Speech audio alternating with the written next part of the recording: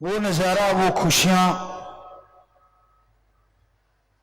जिससे इंसान को लगे कि वो उड़ रहा है, जिससे इंसान को लगे कि वो यहां पे आया तो जिंदगी सफल हो गई, ऐसी खुशियां जिसकी इंसान कल्पना करता रहता है, लज्जत अनुभव जिसके लिए इंसान तड़पता रहता है, व्याकुल रहता है, ऐसी इज्जत, ऐसी शोहरत जिसको पाने के लिए इंसान ललायत रहता है, ऐसी बरकतें जिसकी सपनों में सोच रहती है, ऐसी तंदुरुस्ती जिसकी कामना हर कोई करता है। अगर ये सारी चीजें एक ही बात से मिल जाएं तो एक बात है, राम का नाम, अल्लाह वाहिगुरु की याद, गॉड की प्रेज। सच्ची श्रद्धा भावना तड़प से अगर आप मालिक के नाम का जाप करते हैं, उसकी भक्ति इबादत करते हैं, तो यकीनन ये तमाम खुशियां, तमाम दयामय रहमत आप पे बरस सकती है। तो उसकी दयामय रहमत को हासिल करने के लिए, कामयाबी के लिए आप राम का नाम जपें, और ये रामबाण है। बहुत बड़ी बात कही जाती है, इंद्रजीत जो रावण का बेटा था, लक्ष्मण से युद्ध हो रहा था, किसी भी तरीके से वो हार नहीं रहा था, तो लक्ष्मण ने हर तीर चला लिए, हर साइंस का प्रयोग कर लिया, लेकिन वो मेघनाथ, वो इंद्रजीत कभी काबू में नहीं आया। बहुत युद्ध चला, लक्ष्मण जी को लगा कि ये तो बड़ी गड़बड़ हो गई है, तो उन्होंने फिर एक तीर श्री राम जी के नाम का निकाला कि तुझे आन बान शान श्री राम जी की, खत्म करके ही लौटना। और वो तीर मारा, कहते हैं सारे तीर हार चुके थे, कोई भी तीर लग नहीं रहा था, सिर्फ वो एक तीर ने मेघनाथ को खत्म कर दिया। तो इसलिए हर अचूक चीज को कहा जाता है रामबाण। तो आज वैसा युद्ध तो आपका है ही नहीं, लेकिन उससे भी भयानक युद्ध आपकी मनोइंद्रियों से आपका चल रहा है। काम वासना, क्रोध, लोभ, मोह, अहंकार, मन, माया, ये दिन दुगनी रात चौगनी स्पीड से बढ़ रहे हैं। इंसान इनसे घायल हो रहा है, जख्मी हो रहा है, पर जख्मी होके भी खुश है। टेंशनें होती हैं, परेशानियां होती हैं, मुश्किलें आती हैं, बहुत सी तकलीफें उठानी पड़ती हैं, तरह तरह के ख्याल विचार इंसान को दुखी करते रहते हैं, जख्मी करते रहते हैं, और इनसे बचने का कोई उपाय नजर नहीं आता। कईयों को गलत आदतें पड़ जाती हैं, उन आदतों को बदलना चाहते हैं, उन आदतों से निकलना चाहते हैं, तो इन सब के लिए रामबाण, राम का नाम है, वाहिगुरु गौर खुदा की भक्ति इबादत है। आप भक्ति करेंगे, मालिक का नाम जपेंगे, तो यकीनन आप अपने विचारों पे कंट्रोल कर पाएंगे। आप अपनी इच्छाओं को जो गलत है उन्हें खत्म कर पाएंगे, और अच्छी इच्छाओं को आगे बढ़ा पाएंगे। वो खुशियां मिलेंगी जिसकी कल्पना भी आपने कभी की नहीं होती। तो अपने विचारों का शुद्धिकरण करना, अपनी आदतों को बदलना चाहते हो तो मालिक का नाम जपा करो। अदरवाइज इंसान जिस भी आदत का शिकार हो जाए उससे बच नहीं पाता। चुगली निंदा जो करते हैं, जब तक वो दो चार चुगलियां ना कर दें, किसी की निंदा ना कर दें, कईयों को रोटी हजम नहीं होती। एक बात याद आई, हजामत करते हैं, बाल कटिंग करवाते हैं, आप लोग सभी लोग करवाते हैं, तो उनको नाई कहा जाता है। तो एक ऐसा नाई था जिसके कोई बात हजम नहीं होती थी। जब तक वो बात को बता ना देता चुगली यानी आपने बात सुनाई दूसरे को सुनाना, दो चार मिर्च मसाला लगा के भड़काना, उसका नाम था घोघू नाई। और उसका काम था चुगली निंदा यही करना। राजा के पास बात पहुंच गई कि भाई आपके जो बाल काटता है ना, वो घोघू तो एक नंबर का चुगलखोर, लड़ाई करवाने वाला आदमी है। बादशाह कहता मैं सुधार देता हूं। कहते जी नहीं सुधरेगा, वो जिसको आदत पड़ जाए वैसा ही रहता है। कहता मैं ना सुधारूंगा तो सुधारेगा कौन। राजा ने उसको बुलाया, थोड़ी सी टोपी सी ले रखी थी, कहता कटिंग कर दे। घोघू से रहा नहीं गया, कहता बादशाह सलामत, कटिंग तो मैं कर देता हूं, पर ये आपने ऊपर थोड़ा सा कपड़ा ये क्यों ढक रखा है। कहते घोघू बड़ी गड़बड़ होगी। कहते नहीं जी बताओ तो सही। कहते मेरे यहां सींग निकल आए, अगर किसी को बता दिया तूने समेत बच्चे कोहलू में पिड़वा दूंगा। घोघू को तो वहीं अफारा चढ़ना शुरू हो गया। जैसे तैसे कटिंग की, अब दुकान पे गया, जो भी आए उसको बताने लगे राजा सामने आ जाए, सारे बच्चे कोल्लू में पिट रहे हैं, बहुत अच्छा है, बात बदल दिया करे। लोग सोचा कि नहीं यार ये कुछ सुनाता ही नहीं। एक दिन गुजरा, उसकी तो रोटी छूट गई। 2 दिन गुजरे, 4 दिन गुजरे, रोटी छोड़ दी, बुरा हाल, क्योंकि उसको तो रोटी हजमानी बंद हो गई। उसके घर वाले कहती गड़बड़ तो कोई है, तू मुझे बता दे चक्कर क्या है। कहता नहीं बता सकता, चक्कर तो है पर बता नहीं सकता, चक्कर यही है। वो कहती भले मानस, मुझे नहीं बता सकता तो आदमी किसी दीवार को बता दे, पेड़ पौधे को बता दे। कहता तू पहले क्यों नहीं बोली। कहती पहले आपने कौन सा बताया था। अब घुघू नाई भागा खेत में। खेत में एक बन का पेड़ था जो खोखला होता है अंदर से कई बार, उसके अंदर गया, इधर उधर देखा, दूर दूर तक कोई नहीं। उस पेड़ के अंदर बोलता है राजा के सिंह, राजा के सिंह, राजा के सिंह। 3 बार बोला, अफारा उतर गया, आके घर में आराम से रोटी खा ली, काम बढ़िया हो गया। कहते महीने 2 महीने गुजरे, राजा के यहां कोई सारंगी बजाने वाला आया। तो सारंगी बजाने वाला आया और जैसे राजा के सामने सारंगी बजाने लगा, उसने गज मारा तो सारंगी से आवाज आई राजा के सिंह। राजा कहते हैं ये क्या है। राजा समझ गया, कहते बुलाओ घोघू को। घोघू को बुलाया, कहते तूने किसी को बताया। कहता ना जी, मरना है क्या, मैंने बच्चे मरवाने हैं। कहते बजा भी सारंगी या जो भी साज। वो साज बजा, जैसे गज मारा राजा के सिंह। कहते बोल ये क्या बोल रही है। कहता जी माफ कर दो, चाहे मुझे मार दो, बच्चों को कुछ ना कहना। कहता बता। नहीं मारूंगा, बता तो सही क्या हुआ। पता करवाया गया कि घोघू ने जिस बन की लकड़ी के अंदर अपनी आवाज दी थी, उसी लकड़ी से वो साज बना था और उसी लकड़ी में वो आवाज आ रही थी राजा के सिंह, राजा के सिंह। तो कई तो घोघू नाई होते हैं, कोई बात हजम नहीं होती। चुगली जब तक वो एक दूसरे को लड़ा ना दे उनको मजा ही नहीं आता। वो सुखी देख ही नहीं सकते किसी को। बहनों का तो खैर नंबर है, आजकल भाई भी नेक टू नेक मुकाबले में है। इकल्ले बैठेंगे, आपने देख लेना, ना राम नाम की बात, ना कोई अच्छी बात, ना भले की बात, वहां गप शप। फला आदमी कैसा, कोई सामने से गुजर गया ना, हम देखा करते थे, वहां ताश बहुत खेलते थे, बुजुर्ग वगैरह या और भी बैठे ताश खेलते, और बस जो सामने से गुजर गया फिर उसका अगला पिछला सब, हाँ देखिए मैं जानता हूं इसको, ये जवानी में ऐसा था, फलाना ऐसा था, ये वो था, ये फला था।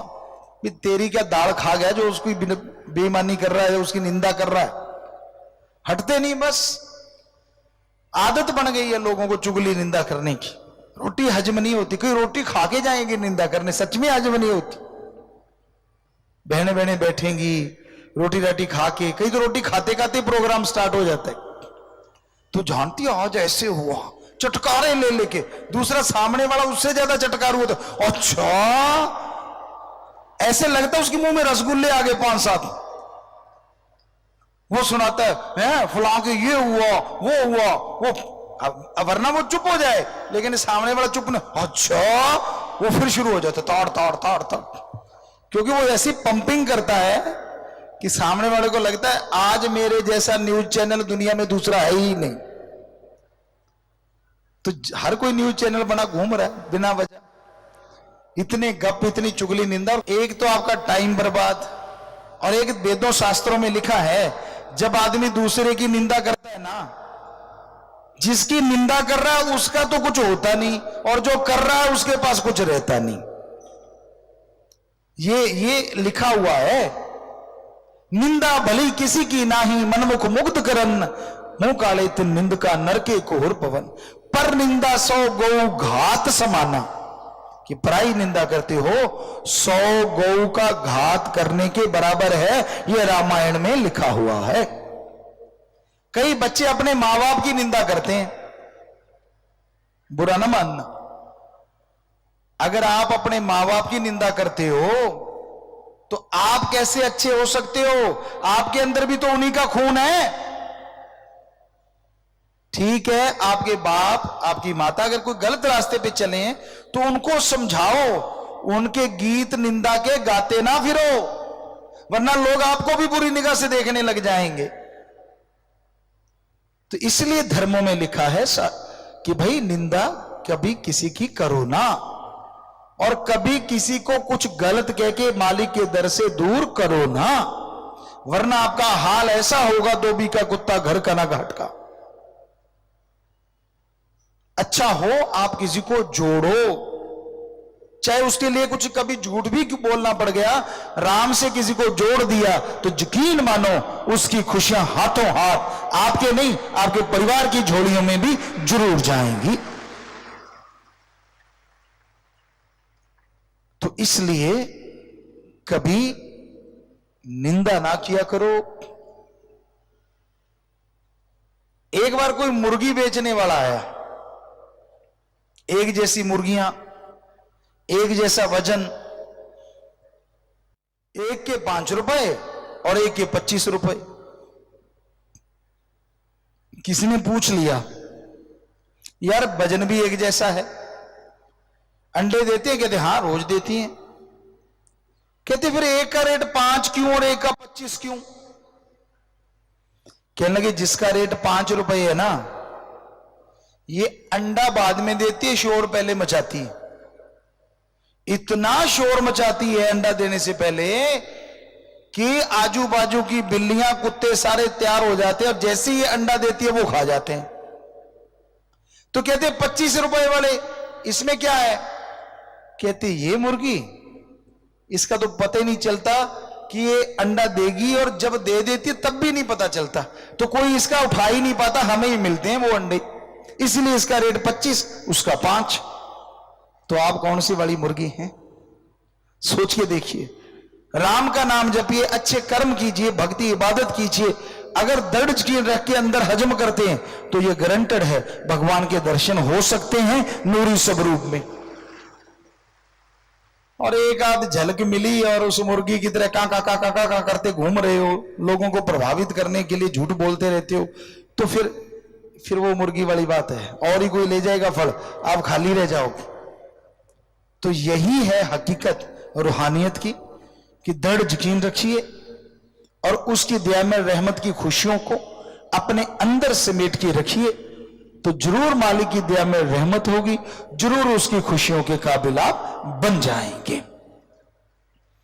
दृढ़ यकीन होना और उसकी दया में रहमत को पचाना, यह सबसे बड़ी बात होती है, और इसी से खुशियां दिन दुगनी रात चौगुनी बढ़ती चली जाती हैं। और नशा तो कभी ना करो, नशा जितना बर्बाद करता है, जो बचपन में जवानी में नशा करते हैं वो बर्बाद हो जाते हैं। नशा करना है तो राम के नाम का करो। अरे नशा करना है नौजवानों, एक्सरसाइज का करो। नशा करना है स्टडी का करो, गेम का करो, ये भी एक नशा हो सकता है। उसके लिए जुनून पैदा कर लो, हम आपको गारंटी देते हैं मंजिल अपने आप आपके पास दौड़ के चली आएगी। पर हम ट्वीट भी करते रहते हैं कि नशा नहीं लेना चाहिए। कई क्या करते हैं, स्टीरॉइड के इंजेक्शन लगवाते हैं। हम किसी का नाम नहीं लेंगे, हमें जिम करने में कभी कभार ही टाइम मिलता है तो हम एक्सरसाइज करने चले गए, 4-5 दिन लगातार जिम किया। एक बच्चा था जो कुछ भी कह लीजिए, वो इंडिया का नंबर रखता था, अच्छे मसल, बड़े बड़े, बॉडी बहुत पावरफुल। तो वो कहता, पिताजी मैं आपको जिम करते देखूंगा या करवाऊंगा कुछ, शायद ऐसी बात। तो हमने कहा बढ़िया बेटा। हम जिम करने गए। एक होता है, नौजवान बच्चे जानते, काफ प्रेस। काफ प्रेस लगाने लगे तो उनके पास शायद 1.5 क्विंटल के बट्टे हैं। तो हमने इधर उधर से प्लेटे प्लूटे उठा के 2 क्विंटल 80 किलो की काफ प्रेस मारी। तो हालांकि हमारा 5वां दिन था और वो बच्चा हमें ट्रेनिंग देने बंद कर दिया, उसने आगे आया ही नहीं। तो हमने पूछा कि बेटा उससे पूछना वो कहां गया, अगले दिन आया नहीं। कहते यार मैं गुरुजी को क्या बताऊं, मेरे इतने बड़े बड़े मसल हैं, मैं 1.5 क्विंटल की मारता हूं, गुरुजी ने मेरे सामने 2 क्विंटल 80 किलो की मार दी, मैं क्या सिखाऊं उनको, वो तो मुझे तो उसने माना कि मैंने स्टीरॉइड लिया है और हमने माना कि हमने राम का नाम और घी खाया है, बस 2 ही चीजें। तो जरूरी नहीं कि आपकी बॉडी दिखने में वो लगे कि बहुत पावरफुल है, लेकिन इतनी पावरफुल हो सकती है ईश्वर की भक्ति प्लस अच्छी खुराक। नशा ना करो, ये आप अभी अभी कर रहे हो जब तक जवानी, और जवानी भी नशा करने वालों की 30 साल में बुढ़ापे में बदल जाती। 30-35 के जाते जाते तो रात को सोते नहीं जब तक टेबलेट इंजेक्शन ना ले लें। बहुत लोग हमसे पूछते गुरुजी आपकी इतनी उम्र है, और हम अब भी शास्त्र नाम शाह मस्तान जी के रहमो करम से क्योंकि डॉक्टर ने बोला कि एक्सरसाइज करना जरूरी है गुरुजी, तो हम एक्सरसाइज करते, थोड़ा घंटा आधा घंटा, और कई बार नहीं कर पाते तो वॉलीबॉल वगैरह खेलते हैं। और हमारे सामने हमें पता नहीं यहाँ बच्चे हैं कि नहीं, नेशनल प्लेयर होते हैं, बहुत बड़े बड़े अच्छे अच्छे टॉप क्लास प्लेयर होते हैं। और जैसे रात भी हम खेल लेते, ऐसा खेलते जब भी टाइम मिलता है। और वो शूटिंग बॉल होती है, उसमें बहुत हार्ड बॉल होती है, आपको दिखा भी सकते हैं, हमारे हाथ पे भी उसका निशान है, क्योंकि वो बॉल होती इतनी हार्ड है कि वो निशान डाल देती है, वो नेचुरली उसकी आदत है। तो हम खेल रहे थे और उनको 5-6 मैच हम लोग खेले और उनके शायद 13 पॉइंट से और हमारे 60 थे। तो मतलब हर मैच में वो 0-2 में डबल 0 था, 0-15 उनकी तरफ से, फिर 1-15, कहीं 4-15, कहीं 3-15, फिर 0-15। और उनकी उम्र, हम और एक चरणजीत होता है हमारी तरफ, अगर दोनों की मिला लें तो उन सारे बच्चों की बराबर हो जाती है हमारे दोनों की। और उनके वो कहते पिताजी आप तो नाक में दम करके रखते हो, लास्ट में टूट जाता है, उनका बुरा हाल होता है, हमें पता चल जाता है। तो हम अपना गेम भी धीमा ही कर देते हैं उसके बाद कि इसके ज्यादा खेलेंगे तो ये चोटिल हो जाएंगे। और वो बच्चे सारे 18 साल 20 साल 25 साल इस एज के हैं। तो कहने का मतलब ये घी का कमाल और शास्त्र नाम शाह मस्तान का रहमो करम, राम नाम का कमाल। आज भी चाहे क्रिकेट खेले, हम नेशनल प्लेयरों को, रणजी प्लेयरों को हमने 8 तक लगाए और ऐसे ऐसे कि वो देखते रह जाते हैं। हर गेम में, कोई भी गेम ले लीजिए, सर्कल कबड्डी हमने खेली, रुमाल छू खेला, सारे गेम खेले। तो हम कहना यही चाहते हैं कि अगर आप राम का नाम जपो, नशे के, हमने बचपन से ही नशा नहीं लिया, नशा और मांस हमने कभी खाया ना पिया, कभी नहीं, और घी कभी छोड़ा ही नहीं। और आपको पता ही है साथ संगत को, परमपिता शास्त्र नाम शाह मस्तान का रहमो करम ऐसा था, 5 साल तक माता का फीड लिया, दूध लिया, और उसके बाद 5 से लेके 23 साल तक जब तक हम घर में रहे, कम से कम आधा किलो और ज्यादा से 1.5 किलो घी रोज खाते थे।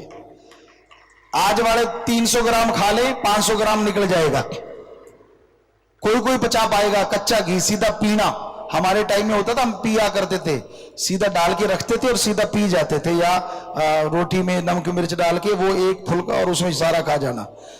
तो हम कोई बढ़ाई नहीं कर रहे, हम कह रहे हैं कि राम का नाम साथ हो, और आप घी खाओ, सो ना घी खा के। बच्चे ढूंढते रहते हैं ना कि पावर टॉनिक चाहिए, पावर टॉनिक चाहिए। अरे हम कहते हैं आपकी गाय भैंस जो दूध देती है, खाद स्प्रे ना डालो उनको, उनका जो दूध और घी होगा ऐसा पावर टॉनिक पूरे वर्ल्ड में नहीं है, ये हम आपको गारंटी देते हैं। चाहे आप प्लेयर हो चाहे आम आदमी हो, लेना चाहिए, लेकिन घी खा के सोना नहीं चाहिए। बस ये ध्यान रखिए, घी खा के सो गए तो गड़बड़ है। हाँ, सो मत, दोपहर को खाओ, सुबह खाओ, रात को मत खाओ, क्योंकि सोना है। तो दिन को खाओ आप और एक्सरसाइज करो या घूमो फिरो, काम धंधा करते रहो, तो वो फायदेमंद है। 10 ml ले लीजिए, 15 ml ले लीजिए। आम आदमी, प्लेयर तो जितना मर्जी, अगर वो प्रैक्टिस कर रहा है, अगर वो गेम खेल रहा है तो जितना मर्जी, और उसके साथ कहीं गुड़ खा ले शाम को तो सारी थकावट ही उतर जाती है। गर्म दूध और गुड़, इस जैसी कोई टॉनिक ही नहीं है। हमने बहुत लोगों को खिला के देखा, खुद खाया, गजब है। इस जैसा थकावट उतारने वाला कोई टॉनिक है ही नहीं। और तली चीजें छोड़ दो, ये अगर कोई गेम्स में आगे बढ़ना चाहता है, जितना भी तला सामान है, ये जो कोल्ड ड्रिंक्स हैं, ये बॉडी को जलाने का काम करते हैं, बनाते नहीं, ये सच्चाई है। हाँ, अगर कोल्ड ही पीना है तो दूध पी लो, ठंडा करके पी लो। गांव में देसी घी होता है भाई, जो गांव के रहने वाले, ज्यादा खुशी हो हलवा बना लो, घर गांव में चलता है, सेवइयां बना लो, खीर बना ली, और या फिर मालपूड़े बना लिए, या फिर ज्यादा नमकीन खाना, प्याज के, पनीर के, पालक के पकौड़े बना लिए, हल्के से सरसों के तेल में बनाते थे लोग, वो ज्यादा अच्छा था। क्योंकि घी में जो चीज उबालते हैं या बनाते हैं वो गलत होता है, घी खुद भी जल जाता है और दूसरे को भी जला देता है। तो इसलिए घी में बहुत ज्यादा उबाले नहीं लाने चाहिए, ये हमेशा ख्याल रखिए। तो सत्संग करते करते आपके ये भी ख्याल हमें आ जाता है कि आपकी सेहत तंदुरुस्त रहे। फकीरों का काम तो यही होता है कि आपका भला करना, आप खुश रहें। आप खुश रहेंगे, हमने कौन सा फीस लेनी है, पर शास्त्र नाम श्याम मस्तान उस अल्लाह वाहिगुरु राम ने हमें खुशी देनी है, तो आपको बेइंतहा खुशियां देनी है, यही हकीकत है।